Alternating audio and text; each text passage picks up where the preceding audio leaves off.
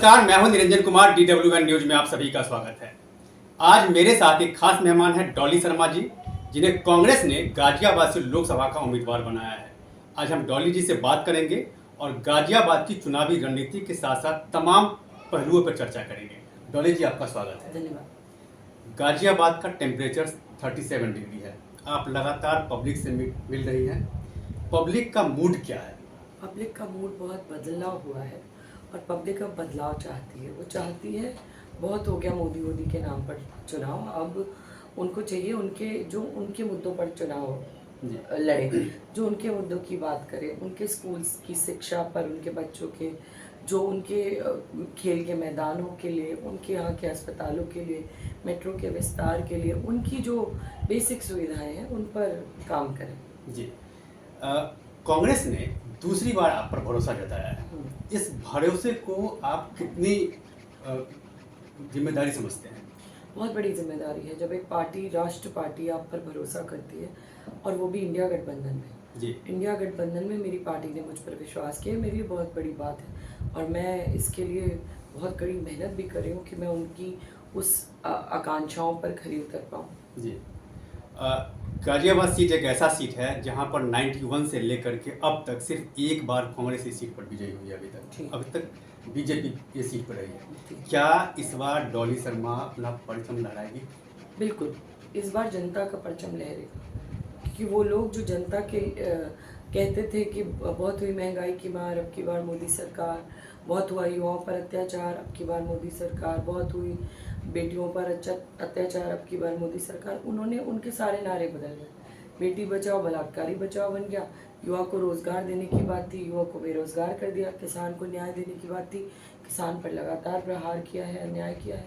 तो और महंगाई की जो बात रही, वो आप देखिए कि तब 400 का सिलेंडर था कांग्रेस के टाइम पे, आप 1200 तक का सिलेंडर खरीदा लोगों ने। तो कहने का मतलब ये है, जनता अब इनके झूठे जुमलों से थक चुकी है, वो बदलाव चाहती है। वो चाहती है कि उनके बीच में वो लोग आए जो अपने दिए हुए वादों पर काम करें, और कांग्रेस ने हमेशा ये सब किया है। कांग्रेस अपनी गारंटीज़ पर काम कर रही है। हमने तेलंगाना में, कर्नाटक में, हिमाचल में वादे किए थे, जो वादे हमने किए थे वो हम पूरा कर रहे हैं। आप लगातार पब्लिक के बीच जा रही हैं, पब्लिक से मुलाकात कर रही हैं। आपको ये पता चल रहा है कि गाजियाबाद की समस्या क्या है और पब्लिक क्या चाहती है? बिल्कुल, हम साहिबाबाद क्षेत्र में बैठे हैं। यहाँ हाई राइज वालों की समस्या है कि उनके जो बिल्डिंग्स हैं उनका हैंडओवर नगर निगम को नहीं हुआ है, वो एक बहुत बड़ी समस्या है। वेलफेयर एसोसिएशन नहीं बनने देना, वो एक बहुत बड़ी समस्या है। इसके अलावा कई अलग अलग चीज़ें हैं, जैसे वैशाली में नाले की समस्या है। इसके अलावा आप देखिए, यहाँ पर इतनी बड़ी जनसंख्या में कोई अस्पताल नहीं है सरकारी, कोई डिग्री कॉलेज नहीं है, स्कूल नहीं है सरकारी, कोई खेलने के मैदान, स्टेडियम नहीं है। उसके अलावा लोनी की अलग समस्या है, जैसे लोनी की समस्या है हाईवे की। जी, NH जो दिल्ली से और सहारनपुर जाता है, वो हाईवे सालों सालों से टूटा हुआ है। एक बारिश में उसमें नाव तैरने लगती है। यमुना नहर का एक मुद्दा है, जो सिंचाई के लिए नहर थी उसको नाला बना दिया गया है। पानी की निकासी लोनी में बहुत बड़ी समस्या है। तो वहाँ पर भी अस्पताल की और स्कूलों की, कॉलेज की वो अलग समस्या है, वो भी है।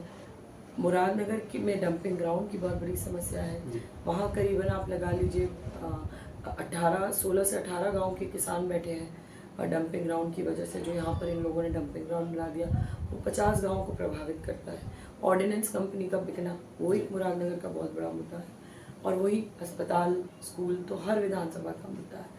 ऐसे ही धौलाना और गाजियाबाद के भी यही मुद्दे हैं। MMG अस्पताल सिर्फ एक अस्पताल बनकर रह गया है और डॉक्टरों ने हाथ खड़े कर दिए, हम इतना प्रेशर नहीं झेल पा रहे।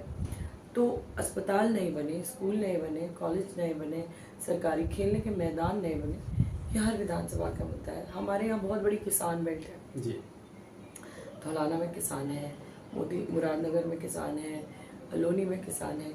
किसानों के लिए MSP जी और फसल का बीमा मिलना बहुत बड़ा है।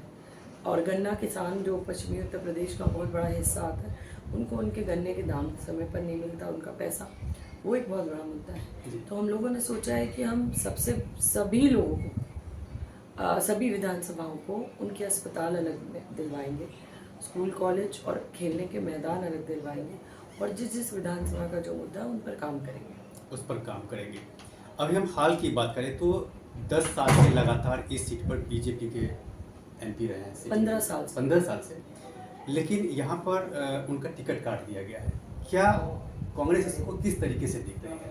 क्या उन्होंने काम नहीं किया है? प्रधानमंत्री जी का नारा था भ्रष्टाचार भगाओ।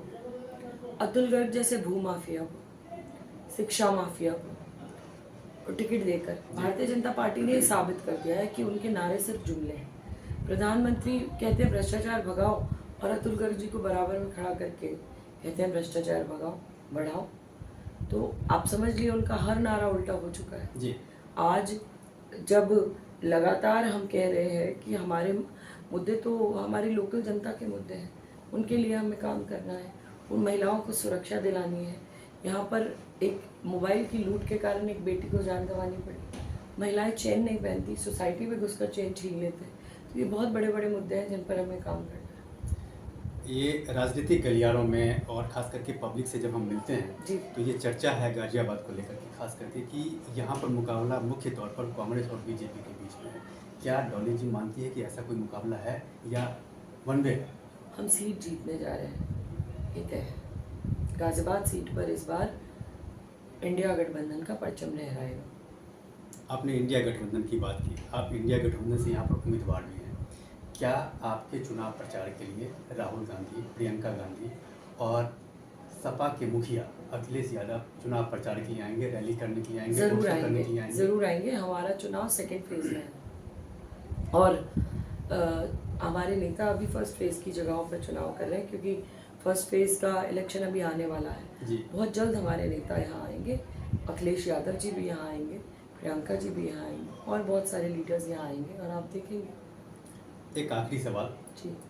जनता के बीच जब आप जाती हैं तो उनसे क्या कहती हैं, किन बातों को आप उनको भरोसा देती हैं? क्या देखिए, मेरा परिवार गाजियाबाद मेरा परिवार है जी और कोई मुझे बहन कहता है, कोई बिटिया कहता है जी और जब मैं उनके बीच में जाती हूँ मुझे बहुत मान सम्मान देते हैं। मेरी कोशिश रहेगी कि जिस मान सम्मान और प्यार के साथ वो अपनी बिटिया को, बहन को आशीर्वाद दे रहे जी। हैं, उनकी उन कसौटियों पे खरी उतर पाऊँ। जो 15 साल से उन्होंने कुशासन झेला है उससे उन्हें निजात दिला पाऊँ।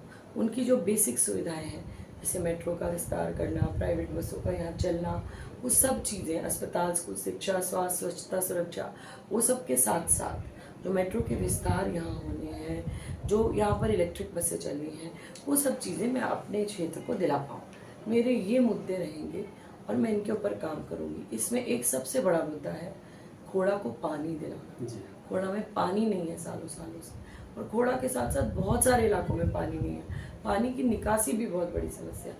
हम इन सब पर काम करेंगे ताकि हमारे क्षेत्र के लोग खुश हों, हम उनको खुश कर पाएँ, क्योंकि 15 साल से वो परेशान है, उनकी कोई सुनता नहीं है।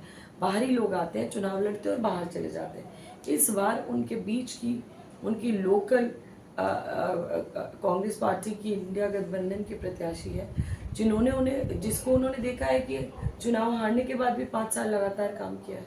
कोरोना जैसी भीषण महामारी में जब अतुल गर्ग जी स्वास्थ्य मंत्री थे, उन्होंने धोखा दिया गाजियाबाद की जनता को, जनता के मुंह पर अपने दरवाजे और मोबाइल फोन बंद कर दिया। कुत्तों ने यहाँ लाशें खाई है, शमशान घाट पर गाजियाबाद में टोकन बटे। वो विवशता, वो आंसू, वो परेशानी हमने देखी अपने लोगों की। हमने देखा है बिना ऑक्सीजन के लोगों को मरते हुए, हमने देखा है इन लोगों को दवाइयों का कारोबार करते हुए उस समय स्वास्थ्य मंत्री रहते हुए, हमने वो भौकाल देखा है जब गंगा में लाशें थे और इन लोगों ने कह दिया गाजियाबाद के लोगों को लखनऊ है, लखनऊ के लोगों को गाजियाबाद।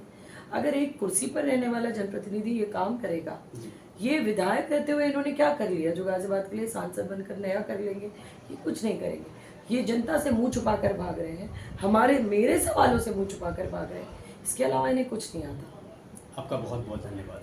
धन्यवाद। तो ये थी डॉली शर्मा जी, जिन्होंने बेबाकी से अपनी बात रखी। आप मेरे साथ बने रहें। धन्यवाद।